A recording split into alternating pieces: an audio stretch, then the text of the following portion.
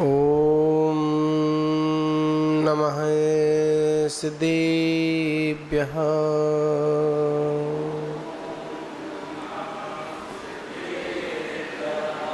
ॐ नमः सिद्धेभ्यः।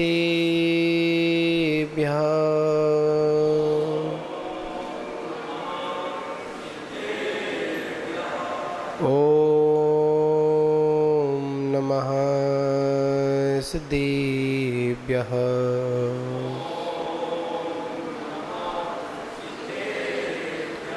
ऋणमीदोड़े सव्यसिद्धे झाणुत्तम खब दीह दीह संसारे। 10 10 दो दोड़ा जिड़े 10 दो अड़ो पेहण बुक्षी। नमो अरिहंताणं नमो सिद्धाणं नमो आयनीयाणं नमो वज्रायाणं नमो लोये सवसाहुणम्। अनंतानंत सिद्धि परमेष्ठी भगवान की, प्रथम तीर्थंकर श्री आदिनाथ भगवान की, शांतिनाथ भगवान की, परम पूज्य आचार्य गुरुदेव कुंद देव स्वामी की, परम पूज्य आचार्य श्री आदिसागर महावीर कीर्ति विमल सागर जी गुरु महाराज की, परम पूज्य तपस्वी सम्राट आचार्य गुरुदेव सन्मति सागर जी गुरु महाराज की, परम पूज्य परंपराचार्य श्री 108 सौभाग्य सागर जी गुरु महाराज की, अहिंसा महेव स्वधर्म की,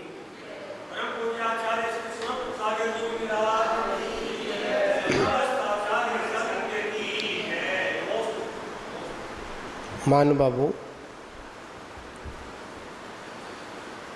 हम सभी लोग बाल समर्पिका ग्रंथ का स्वाध्याय कर रहे हैं और इस स्वाध्याय के क्रम में संसारानुवीक्षा मतलब संसार अनुवीक्षा का चिंतन चल रहा है, जिसमें पंच विधेय संसारी मतलब जो 5 प्रकार का संसार है उसका वर्णन हम लोग कर रहे हैं,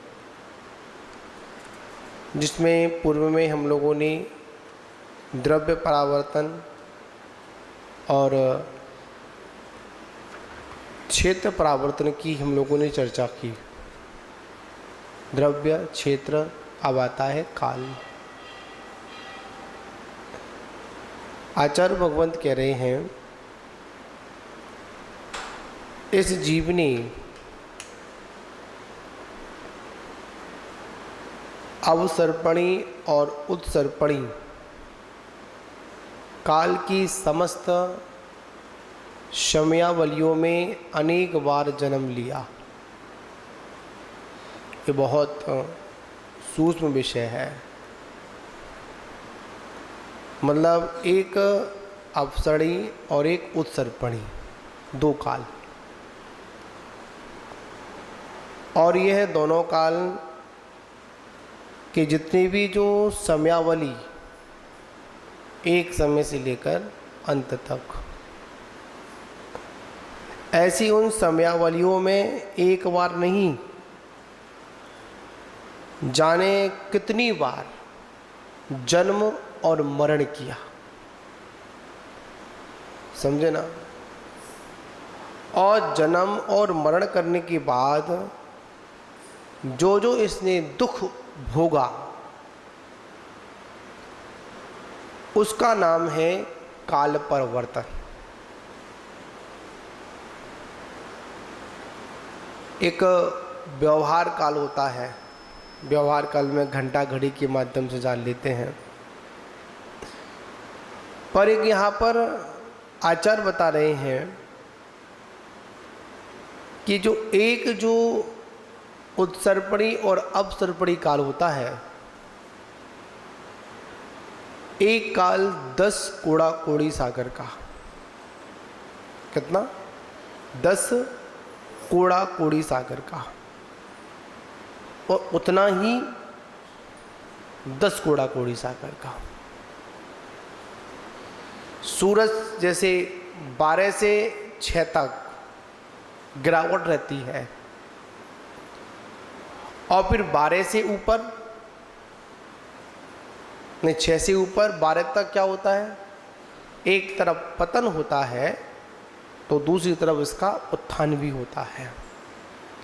इसको अपन उत्सर्पणी और अपसर्पणी काल भी परिभाषा में समझते हैं। और इस काल के 6 भेद हैं। कितने भेद हैं? 6 काल में विभाजन किया। पहला सुषमा काल, उसके बाद सुषमा काल, उसके बाद सुषमा दुखमा काल, उसके बाद आता है दुखमा सुषमा काल, उसके बाद आता है दुखमा काल, और उसके बाद आता है दुखमा दुखमा काल। बड़ी सोचने की बात है। पहले काल से लेकर जो सुषमा काल है उसमें उत्तम भोगभूमि, जो सुषमा काल है उसमें मध्यम भोगभूमि, और जो सुषमा दुखमा काल है उसमें जघन्य भोगभूमि। और देखा जाए 4 सागर के बाद में 3 सागर, और लास्ट में हमारा एक कोड़ा कोड़ी सागर में देखा जाए तो उसमें कुछ समय निकाल दिया जाए। कितना? 82,000 वर्ष कम। कितना? 21 हज़ार के काल, पंचम काल, छठा काल, फिर छठा काल, फिर पंचम काल, तो कितने? 82,000 वर्ष कम। कुछ कम वर्ष क्या हुआ? एक कोड़ा कोड़ी सागर का कौन सा काल हुआ? हमारा सुषमा दुखमा काल हुआ।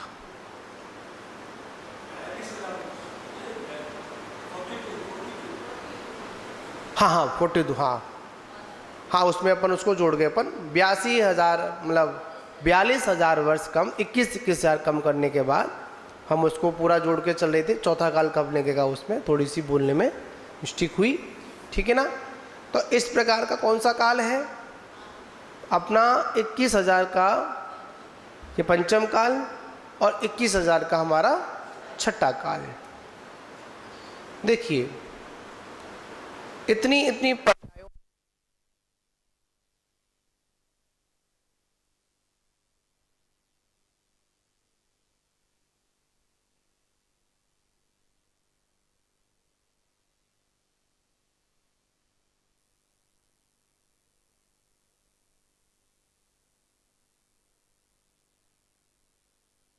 होगा,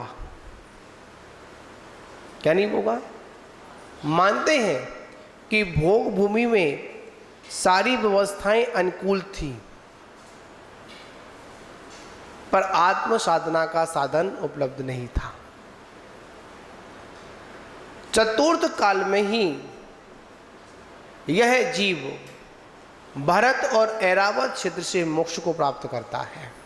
इसमें भी समझेंगे आप लोग, काल विभाग समझेंगे। मात्र भरत और ऐरावत क्षेत्र में ही काल परिवर्तन की व्यवस्था है। कहाँ पर? भरत और ऐरावत क्षेत्र में ही सिर्फ काल परिवर्तन की व्यवस्था है, पर अन्य क्षेत्रों में 5 विधि में वहाँ पर कोई काल परिवर्तन नहीं होता है। जम्बूद्वीप संबंधित जो कुलाचल पर्वत है वहाँ पर भी काल परिवर्तन नहीं होता है।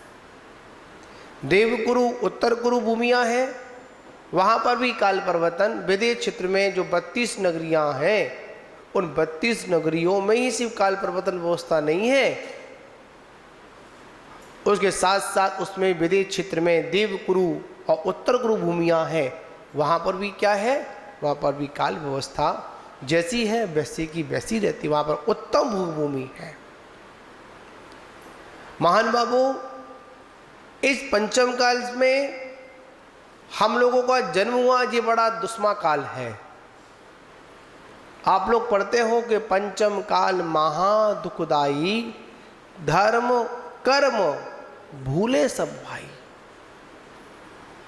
अरे आज इस पंचम काल में अगर व्यक्ति धर्म को भूल रहा है तो कम से कम धर्म को याद दिलाने वाले हमारे निर्गंत मुनिराज हमारे सामने विराजमान हैं। जिन धर्म को बताने वाले हमारे सामने भगवान के जनाने हैं। पर जब दुखमा काल आएगा ना, तो वहां पर ये भी हमको साधन उपलब्ध नहीं होंगे। कितना काल व्यतीत करना पड़ेगा? 21,000 वर्ष व्यतीत करना पड़ेगा। और अगर लौट कर आएंगे तो फिर 21,000 फिर व्यतीत करना पड़ेगा। और उसके बाद फिर पंचम काल भी फिर 21,000 का होगा। जब कुछ समय व्यतीत हो जाएगा, 1,000 वर्ष बाकी रह जाएगा, तब यहां पर कुल करों की उत्पत्ति होगी। और उसके बाद अंतिम कुलकर के रूप में उनके पुत्र उत्पन्न कौन होंगे? हमारे प्रथम तीर्थंकर राजा श्रेणिक का जीव महापद्म नाम का तीर्थंकर होगा। समझ लो कितने समय तक तीर्थंकरों का विक्षुब्ध रहा भरत और ऐरावत क्षेत्र में? 82,000 वर्ष। कोई केवली के दर्शन नहीं हुआ तो बताओ? कोई मनपर्याय ज्ञानी नहीं मिला, कोई रिद्धिधारी नहीं मिलेगा। कहां पर? इस भरत और ऐरावत क्षेत्रों में। देखिए काल व्यवस्था को देखिए हम लोग, तो यहां पर आचार्य भगवान कहते हैं, यहां पर लगाया सु और दुख दू लगाया। सु का मतलब प्रशस्त और दू का मतलब निंदित, निंदनीय। मानते हैं कि भरत मतलब प्रथम काल में, द्वितीय काल में, तृतीय काल में कल्प वृक्ष थी। कल्प वृक्षों के पास में गए, जो मांगा वो प्राप्त हो गया। इन भोग भूमियों में जो जन्म होता है वो योगलिया जन्म होता है। काल व्यवस्था देखें अपन, एक साथ पुत्र और पुत्री का जन्म होता है।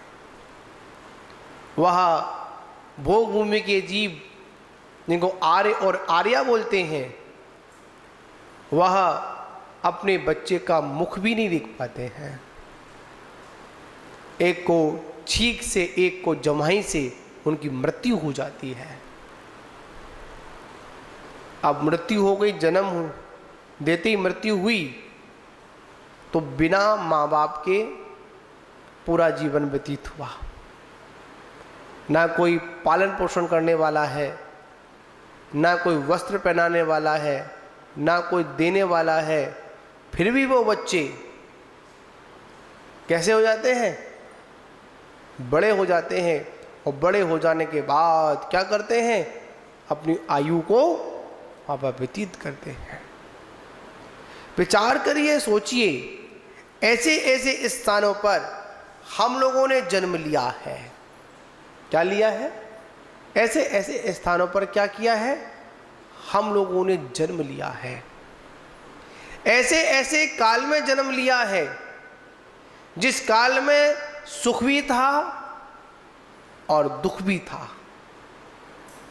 बताओ, इस पंचम काल में हमारा जन्म हुआ तो जीवन व्यतीत कर रहे नहीं कर रहे हैं अपन? दुखमय है फिर भी कर रहे हैं। और इसके बाद में पंचम काल का समय आएगा, वहां पर भी व्यतीत करेंगे अपन। छठा काल लगेगा, वहां पर तो रहने को मकान नहीं होगा। क्या नहीं होगा? रहने को मकान नहीं होगा, पहनने को वस्त्र नहीं होंगे। क्या? रहने को मकान नहीं होगा, पहनने को वस्त्र नहीं होंगे, भोजन करने को भोजन नहीं होगा। समझे? तो कैसे रहेंगे, कहाँ रहेंगे? ऐसा भी काल आएगा एक पेड़ के नीचे रहेंगे। शरीर की अवधारणा कितनी होगी? मात्र एक हाथ की होगी। कैसा जीवन होगा? पशुओं की तरह जीवन होगा, आदिवासियों की तरह जीवन होगा। अग्नि लुप्त हो जाएगी, अग्नि खत्म हो जाएगी। यह जीव इतना अहिंसक हो जाएगा, इतना हिंसक हो जाएगा, क्या करेगा? आपस में एक दूसरे को मार मार कर खाना प्रारंभ कर देगा। उस काल में भी हमारा जन्म पहले हो चुका होगा। अगर नहीं समझे तो शायद आगे की भी तैयारियां हैं। इसलिए आचार्य परवर कहते हैं हम सभी लोगों को इस काल व्यवस्था को समझेंगे ना, तो पता है क्या होगा?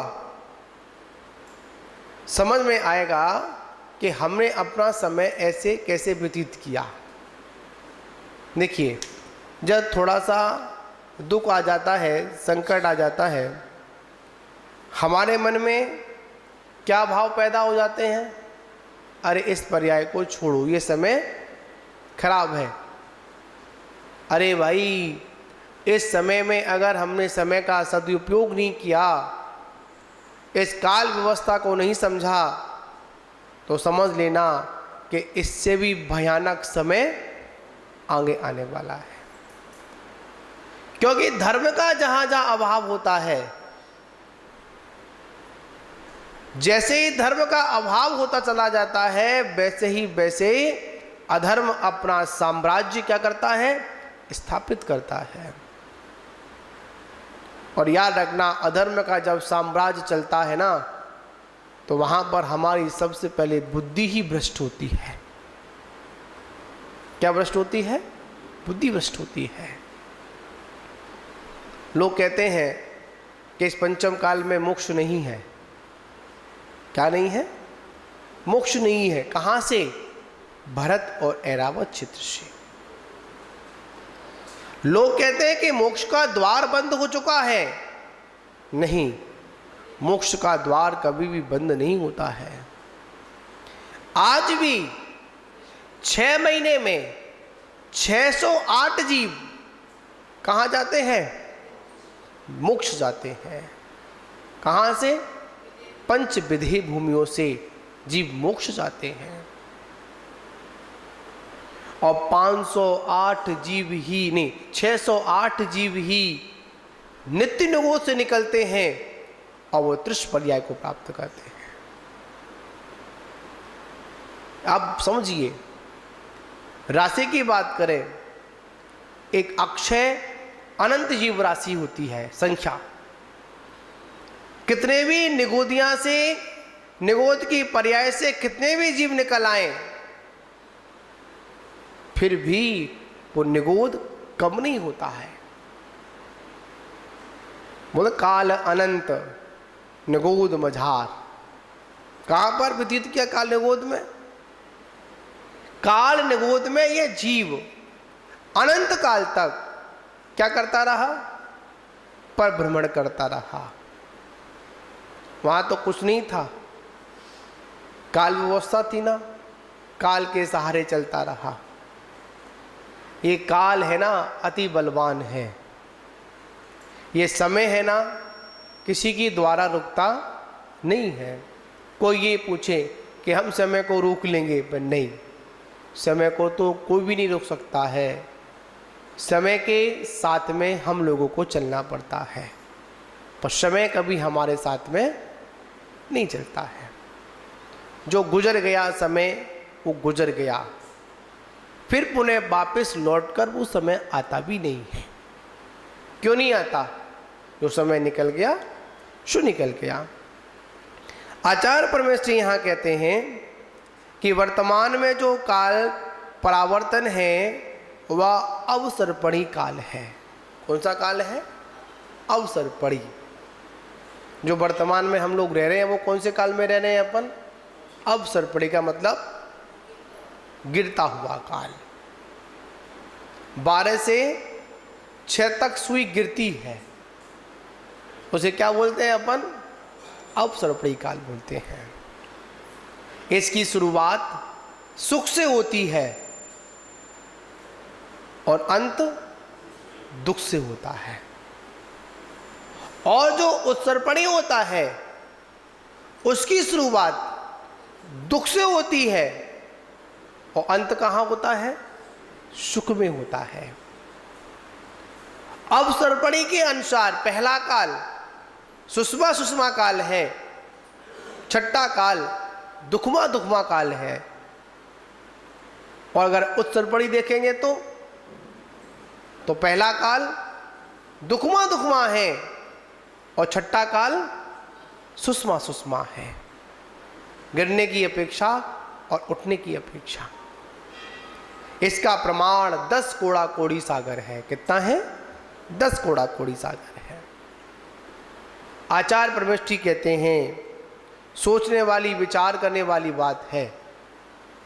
उत्सर्पणी और उत्सर्पणी ये 2 काल चक्र हैं। कितने चक्र हैं? 2 काल चक्र हैं। और इसमें जीव अज्ञानतावश क्या कर रहा है? परिभ्रमण कर रहा है, इसके अलावा और कुछ नहीं कर रहा है। अगर सागरोपम की अगर अपन क्या करें, नाप निकाले ना, कितना बड़ा गड्ढा खोदें, क्या खोदें अपन? गड्ढा खोदें, उसका भी प्रमाण, उसमें नवजात भेड़ के बच्चों को, बच्चे होते हैं ना, उनकी जो ऊपर की खाल मतलब जो बाल होते हैं, उन बालों को इकट्ठा करें और उसके इतने टुकड़े करें उसका कोई दूसरा टुकड़ा ना हो पाए। उसके बाद क्या करें? उस गड्ढे में उसको ठठाठस भर दें और भरने के बाद 100 वर्ष के बाद एक बाल निकालें। जितना वो गड्ढा खाली होने में वक्त लगेगा तब जाकर एक सागरोपम होगा।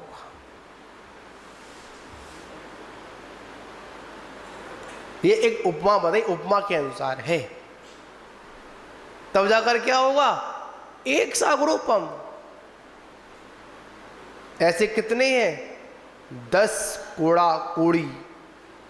1 करोड़ का 1 करोड़ करने पर जो गुणाफन आता है उसको कोड़ा कोड़ी बोलते हैं। आप समझ लो, 10 करोड़ का 10 करोड़ में गुणा करेंगे तो कितना हो गया? 100 करोड़ है। 100 मतलब 10 का तो 100 हो गया उसमें। ठीक ऐसे 10 उत्सर्पणी और 10 अपसर्पणी काल में व्यतीत किया। इसकी काल व्यवस्था बता दी, यहां पर बताया था आप लोगों को। इस प्रकार सुषमा यह पद शुभ वर्ष तथा प्रशस्त काल का बोध करता है और सुषमा ये पद उपयुक्त विपरीत मतलब सुषमा और दुखमा का यहाँ पर बता दिया गया। फिर आचार्य भगवंत कहते हैं, इस 6 भेदों में सुषमा सुषमा नाम का जो कालखंड है उसका प्रमाण कितना था? 4 कोड़ा कोड़ी सागर, जो पहले बता चुके आप लोगों को। उसमें क्या होता है? उसमें उत्तम भोग भूमि जैसा सुख होता है, वहाँ पर किसी भी चीज़ की कोई कमी नहीं होती है। जिसके प्रारंभ में जिस तरह देवोत्तर कुरु में नाम के उत्तम भूमि है, वहाँ पर जो मनुष्य और त्रिंच रहते हैं, उसी प्रकार यहाँ पर भी क्या रहते हैं? मनुष्य और त्रिंच भी उसी प्रकार अपना जीवन व्यतीत करते हैं। देखिए, जिन लोगों ने त्रिंच गति का बंद कर लिया है और अगर 7 पात्रों को दान दिया है, क्या समझे? जिन्होंने त्रिंच गति का बंद कर लिया है और 7 पात्रों को दान दिया है, उस पुण्य के प्रताप से, उस दान के प्रताप से वो उत्तम भोग भूमि में जन्म लेते हैं। ठीक। और जिन लोगों ने सम्यक भी था या मिथ्या दोनों भी हो सकते हैं, अपात्र स्थिति में कुपात्र को दान दिया है, पता है वो कहाँ जाएगा? वो को भूगु में जाएगा, सुभोग में नहीं जाएगा, उससे विपरीत वाली स्थिति में जाएगा। ठीक। उसके बाद में भूमि पर मिट्टी, धुआं, भूमि, बर्फ, कांटी आदि वहाँ पर कुछ नहीं होते हैं। वहाँ की जो खाने को तो घास ही मिलेगी उनको, पर घास भी कैसी होती, तिरंचों के लिए होती है, बड़ी ही स्वादिष्ट घास होती है। वहाँ की भूमि पर कोई कंकड़ वगैरह नहीं होते हैं। वहाँ की भूमि दर्पण के समान कैसी होती है, स्वच्छ होती है। वहाँ पर किसी भी प्रकार की कैसी भी कोई कमी नहीं होती है, इसलिए उसे क्या कहते हैं, इसलिए उसको अपन भोग भूमि कहते हैं। वहाँ पर किसी वस्तु को खरीद कर नहीं लाना पड़ता है,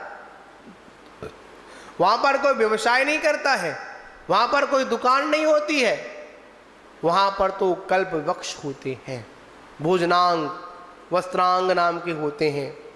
उनके पास जो मांगा जाता है, भवनांग नाम के वो होते हैं, जो मांगते हैं इच्छा करते ही वो कल्प वृक्ष क्या करते हैं, उनके सारे साधनों को उत्पन्न करा देते हैं। ऐसी भोग भूमि में भी हम लोगों ने जन्म लिया, ये काल परिवर्तन है।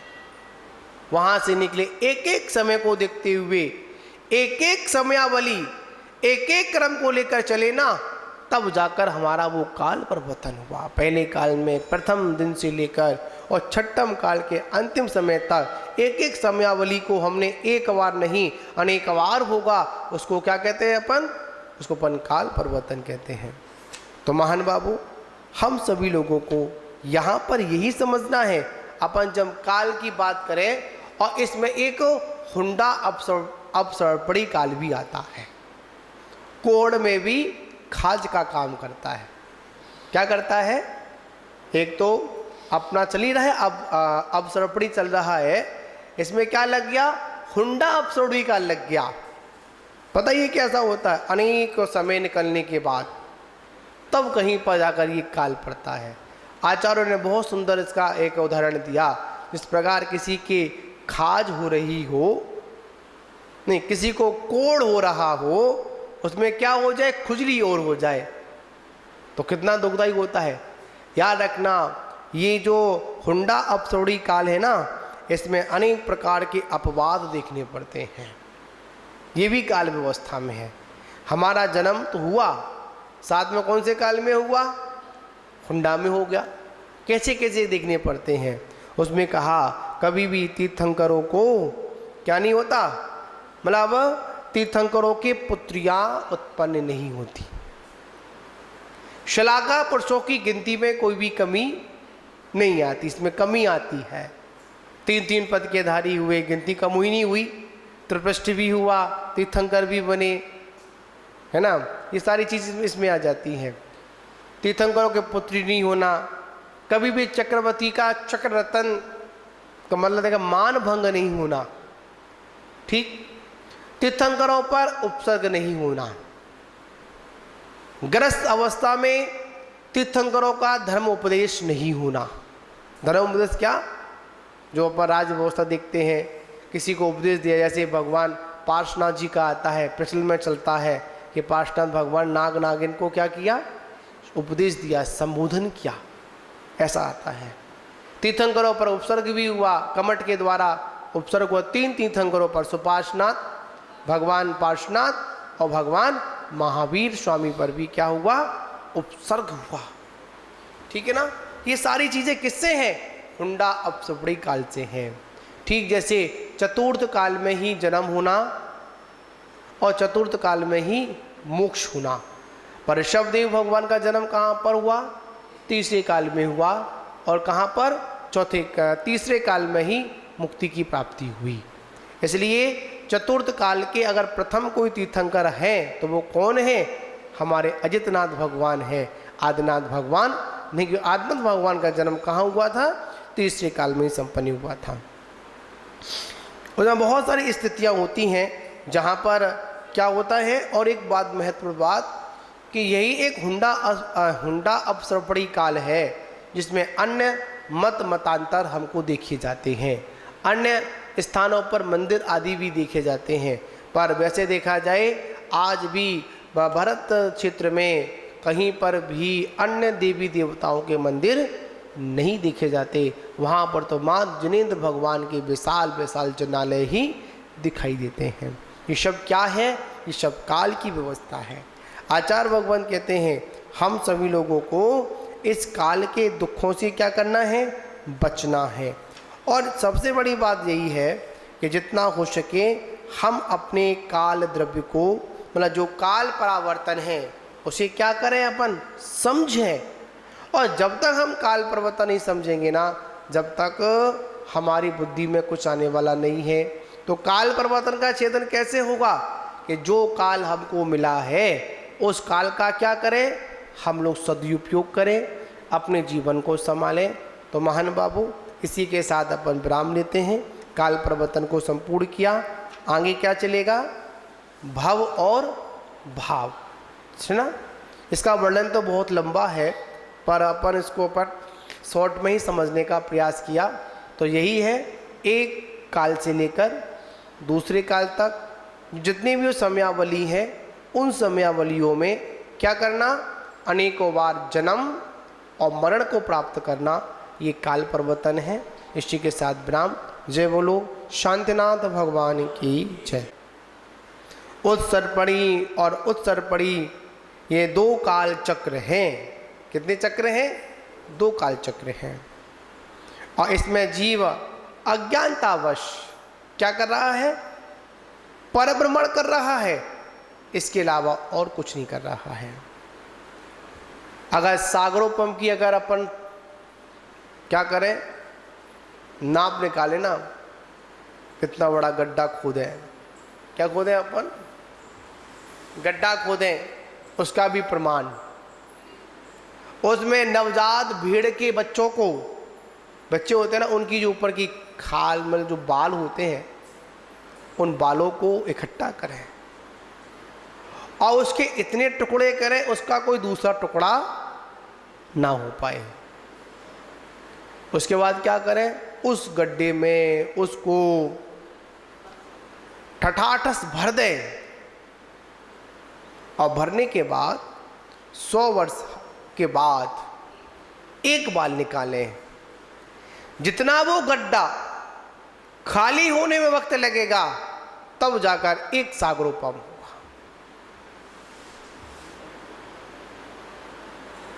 ये एक उपमा बताई, उपमा के अनुसार है। तब जाकर क्या होगा? एक सागरोपम। ऐसे कितने हैं? 10 कोड़ा कोड़ी।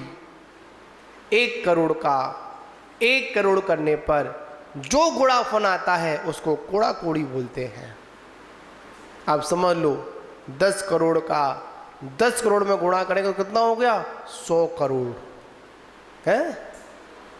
100 मतलब 10 का तो 100 हो गया उसमें। ठीक ऐसे 10 उत्सर्पणी और 10 अपसर्पणी काल में व्यतीत किया। इसकी काल व्यवस्था बता दी, यहां पर बताया था आप लोगों को। इस प्रकार सुषमा यह पद शुभ वर्ष तथा प्रशस्त काल का बोध करता है। और सुषमा ये पद उपयुक्त विपरीत मतलब सुषमा और दुखमा का यहाँ पर बता दिया गया। फिर आचार्य भगवान कहते हैं इस 6 भेदों में सुषमा सुषमा नाम का जो कालखंड है उसका प्रमाण कितना था? 4 कोड़ा कोड़ी सागर, जो पहले बता चुके आप लोगों को। उसमें क्या होता है? उसमें उत्तम भोग भूमि जैसा सुख होता है, वहाँ पर किसी भी चीज़ की कोई कमी नहीं होती है। जिसके प्रारंभ में जिस तरह देवोत्तर कुरु में नाम के उत्तम भोग भूमि है, वहाँ पर जो मनुष्य और त्रिंच रहते हैं, उसी प्रकार यहाँ पर भी क्या रहते हैं? मनुष्य और त्रिंच भी उसी प्रकार अपना जीवन व्यतीत करते हैं। देखिए, जिन लोगों ने त्रिंच गति का बंद कर लिया है और अगर 7 पात्रों को दान दिया है, क्या समझे? जिन्होंने त्रिंच गति का बंद कर लिया है और 7 पात्रों को दान दिया है, उस पुण्य के प्रताप से, उस दान के प्रताप से वो उत्तम भोग भूमि में जन्म लेते हैं। ठीक। और जिन लोगों ने सम्यक भी था या मिथ्या दोनों भी हो सकते हैं, अपात्र स्थिति में कुपात्र को दान दिया है, पता है वो कहां जाएगा? वो को भूगु में जाएगा, सुभूग में नहीं जाएगा, उससे विपरीत वाली स्थिति में जाएगा। ठीक। उसके बाद में भूमि पर मिट्टी, धुआं, भूमि, बर्फ, कांटी आदि वहां पर कुछ नहीं होते हैं। वहाँ की जो खाने को तो घास ही मिलेगी उनको, पर घास भी कैसी होती तिरंचों के लिए होती है? बड़ी ही स्वादिष्ट घास होती है। वहाँ की भूमि पर कोई कंकड़ वगैरह नहीं होते हैं। वहाँ की भूमि दर्पण के समान कैसी होती है? स्वच्छ होती है। वहाँ पर किसी भी प्रकार की कैसी भी कोई कमी नहीं होती है, इसलिए उसे क्या कहते हैं? इसलिए उसको अपन भोग भूमि कहते हैं। वहाँ पर किसी वस्तु को खरीद कर नहीं लाना पड़ता है, वहाँ पर कोई व्यवसाय नहीं करता है, वहाँ पर कोई दुकान नहीं होती है, वहाँ पर तो कल्प वृक्ष होते हैं, भोजनांग, वस्त्रांग नाम के होते हैं। उनके पास जो मांगा जाता है, भवनांग नाम के वो होते हैं, जो मांगते हैं इच्छा करते ही वो कल्प वृक्ष क्या करते हैं? उनके सारे साधनों को उत्पन्न करा देते हैं। ऐसी भोग भूमि में भी हम लोगों ने जन्म लिया, ये काल परिवर्तन है। वहां से निकले एक एक समय को देखते हुए, एक एक समयावली, एक एक क्रम को लेकर चले ना, तब जाकर हमारा वो काल परिवर्तन हुआ। पहले काल में प्रथम दिन से लेकर और छठम काल के अंतिम समय तक एक एक समयावली को हमने एक बार नहीं अनेक बार होगा, उसको क्या कहते हैं अपन? उसको अपन काल परिवर्तन कहते हैं। तो महान बाबू, हम सभी लोगों को यहाँ पर यही समझना है, अपन जब काल की बात करें और इसमें एक हुंडा अपसर्पणी काल भी आता है, कोड़ में भी खाज का काम करता है। क्या करता है? एक तो अपना चल ही रहा है, अब अपसर्पणी चल रहा है, इसमें क्या लग गया? हुंडा अपसर्पणी का लग गया। पता ये कैसा होता है? अनेक समय निकलने के बाद तब कहीं पर जाकर ये काल पड़ता है। आचार्यों ने बहुत सुंदर इसका एक उदाहरण दिया। जिस प्रकार किसी के खाज हो रही हो, नहीं किसी को कोड़ हो रहा हो, उसमें क्या हो जाए? खुजली और हो जाए तो कितना दुखदायी होता है। याद रखना, ये जो हुंडा अपसर्पणी काल है ना, इसमें अनेक प्रकार के अपवाद देखने पड़ते हैं। ये भी काल व्यवस्था में है। हमारा जन्म तो हुआ, साथ में कौन से काल में हुआ? हुंडा में हो गया। कैसे कैसे देखने पड़ते हैं। उसमें कहा कभी भी तीर्थंकरों को क्या नहीं होता, मतलब तीर्थंकरों के पुत्रियां उत्पन्न नहीं होती। शलाका पुरुषों की गिनती में कोई भी कमी नहीं आती, इसमें कमी आती है। 3 पद के धारी हुए, गिनती कम हुई नहीं हुई, त्रिपृष्ठ भी हुआ, तीर्थंकर भी बने, है ना, ये सारी चीज़ें इसमें आ जाती हैं। तीर्थंकरों के पुत्री नहीं होना, कभी भी चक्रवर्ती का चक्र रतन का मतलब देखा मान भंग नहीं होना, ठीक। तीर्थंकरों पर उपसर्ग नहीं होना, ग्रस्त अवस्था में तीर्थंकरों का धर्म उपदेश नहीं होना। धर्म उपदेश क्या? जो अपन राज व्यवस्था देखते हैं, किसी को उपदेश दिया, जैसे भगवान पार्श्वनाथ जी का आता है, प्रचलन में चलता है कि पार्श्वनाथ भगवान नाग नागिन को क्या किया? उपदेश दिया, संबोधन किया, ऐसा आता है। तीर्थंकरों पर उपसर्ग भी हुआ, कमठ के द्वारा उपसर्ग हुआ 3 तीर्थंकरों पर, सुपार्श्वनाथ, भगवान पार्श्वनाथ और भगवान महावीर स्वामी पर भी क्या हुआ? उपसर्ग हुआ, ठीक है ना। ये सारी चीजें किससे हैं? हुंडा अपसर्पणी काल से हैं। ठीक जैसे चतुर्थ काल में ही जन्म होना और चतुर्थ काल में ही मोक्ष होना।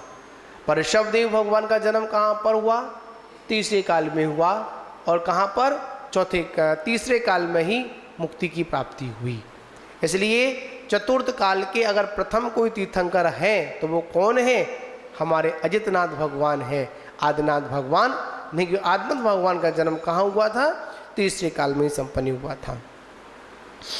उसमें बहुत सारी स्थितियाँ होती हैं जहाँ पर क्या होता है। और एक बात, महत्वपूर्ण बात, कि यही एक हुंडा अपसर्पणी काल है, जिसमें अन्य मत मतांतर हमको देखे जाते हैं, अन्य स्थानों पर मंदिर आदि भी देखे जाते हैं। पर वैसे देखा जाए आज भी भारत क्षेत्र में कहीं पर भी अन्य देवी देवताओं के मंदिर नहीं देखे जाते। वहाँ पर तो माँ जिनेंद्र भगवान के विशाल विशाल जनालय ही दिखाई देते हैं। ये सब क्या है? ये सब काल की व्यवस्था है।